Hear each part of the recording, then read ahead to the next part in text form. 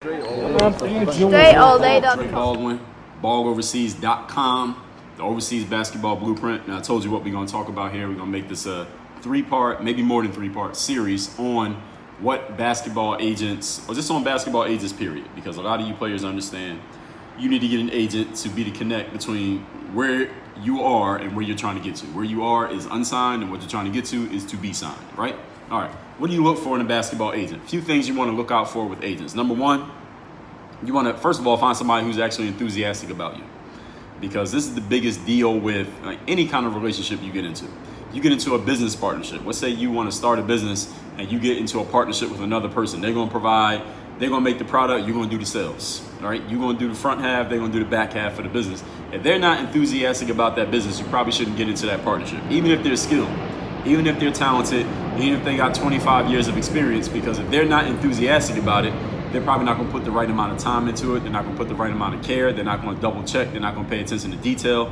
If they got something else they could be doing, they'd rather do that than do your thing. They're not going to give it a full-time effort like you are, and you're going to feel like you're pulling their weight. All right, you want to deal with somebody who's enthusiastic about you. So when you sign with an agency, or you're looking at an agency, and let's say an agent offers you a deal. They say, I want to represent you, and no, not offer you a deal, but offer to represent you. They're not paying you anything.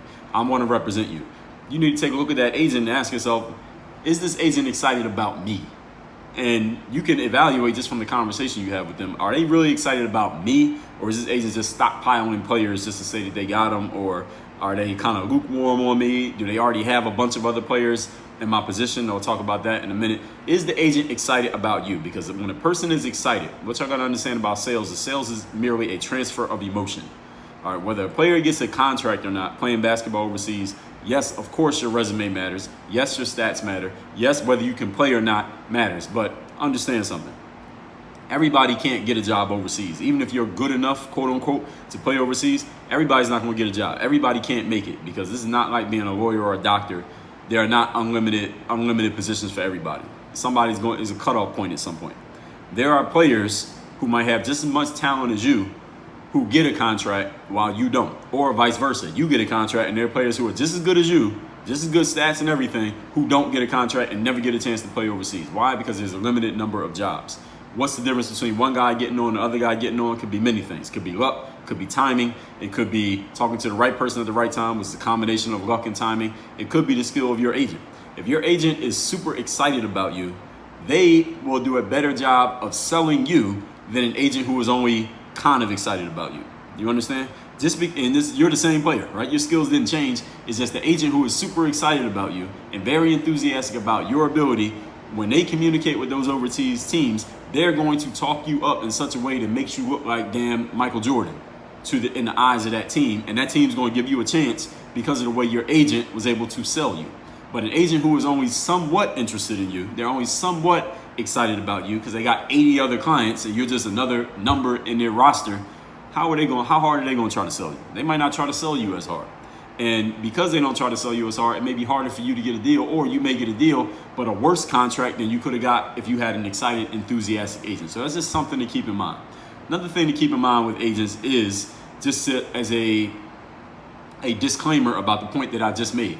Just because an agent or agency has a whole bunch of players on their roster doesn't mean that they can't be excited about you. And also doesn't mean, another thing, just because an agent is not jumping up and down and hitting their head on the ceiling excited about you does not mean that they can't get you a really good deal. Because an agent who's really, really good, they can get you a deal just off their name, just off their reputation. As soon as they call and say, yo, this is agent XYZ, are the other teams like, how much you want?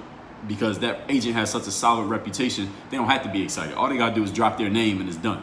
So there's a balance to this. You might want to sign with a boutique agent or agency, an agent who only has 5 clients, and your client number 6, they can give you personalized attention because they're not paying attention to 30 other people. But there are also agencies out there, they might have 300 players on their roster, and you might want to sign with them though, because they got 300 players on their roster, 285 of them have deals, and if you get on, there's a pretty good chance you're going to be the 286th player to get a deal just because of the power of their reputation, the power of their clout in the game. So these are things that you got to keep in mind. I want to make sure I'm giving you every side of it and not make it look like, and there's also another thing, I'm going to give you another disclaimer on the other side of this. Just because an agent is boutique and they only got 4 clients, you're client number 5, doesn't mean you're necessarily going to get a job. Because if an agent only has 4 or 5 clients, they also probably don't have a ton of clout in the overseas world, which does not necessarily mean they can't get you a deal, because look, 4 of their 5 clients might have deals already. But it also means they might have to do a little bit more of a sales job. They're not as known in the overseas world. I know they're not as known because if they were more known, the way they would be more known is by having so many clients that they've worked with and gotten deals over the years, and their clients will stay with them.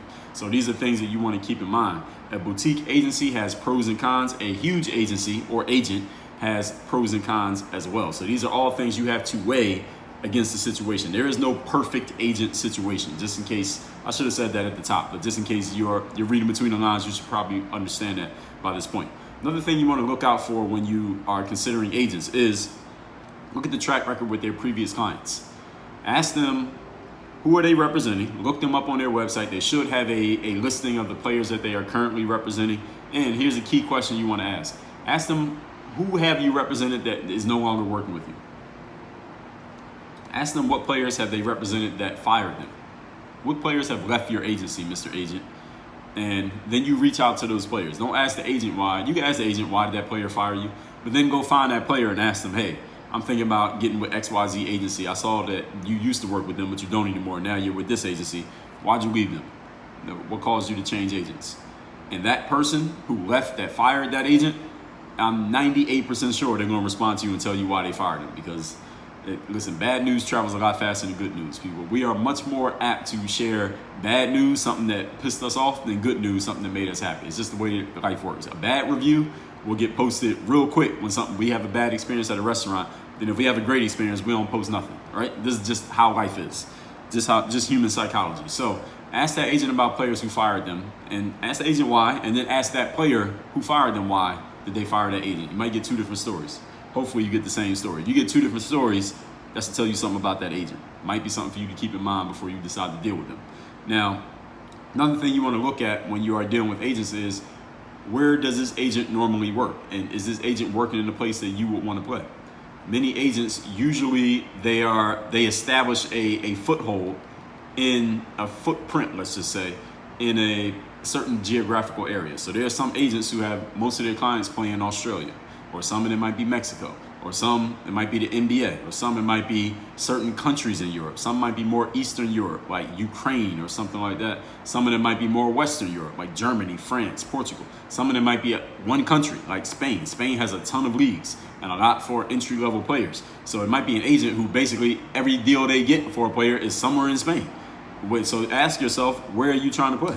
If you have no idea, maybe you should start doing some research on what the overseas world is like in different levels and things like that. Read my book, Overseas Basketball Secrets, where I talk about the different levels of the agent, not the agent game, but different countries and different areas, and where you can go research and get information on how different leagues are, and talk to other players that you know who have played overseas to get whatever insights you can. And ask yourself, do I want to play in Asia? Because this agent signs most of their players in Asia.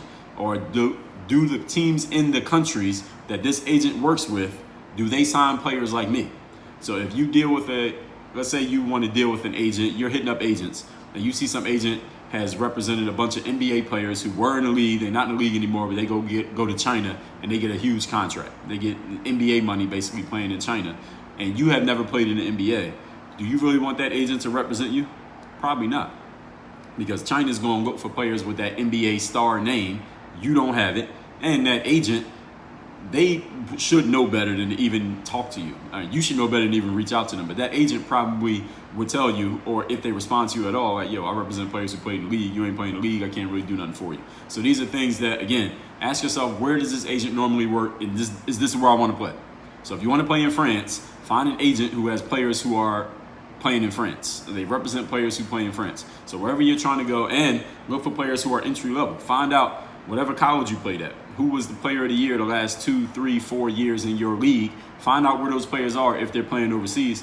Who are their agents? Who are representing them? You coming from the same league, or find out where they got started. Where was their entry level job? And then maybe that gives you an idea where you might want to get started. Again, that's covered in my book, Overseas Basketball Secrets. You can get all these books at balloverseas.com.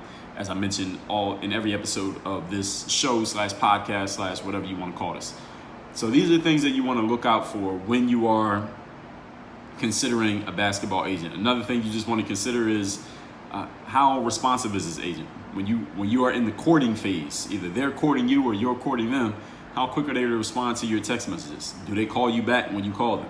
Do they respond to your emails in 3 days or in 3 hours or in 3 minutes? How responsive are they? Because if a person is not very responsive before you sign with them, I guarantee you it's only going to get worse after you sign with them. This is the same thing, like gentlemen out there, ladies as well. When you're in a relationship, intimate relationship with another person, if they ain't showing interest before you start dating them, before you get serious, or what do you think they're going to do after you get serious? All right, it's only going to get worse. So you probably would know better. Maybe some of you don't. That if a guy is not really showing that much interest in you ladies before you get serious with him, okay, do you think he's going to start showing more interest just because you decide to give him more of your time? Of course not. Now, it's the same thing with an agent.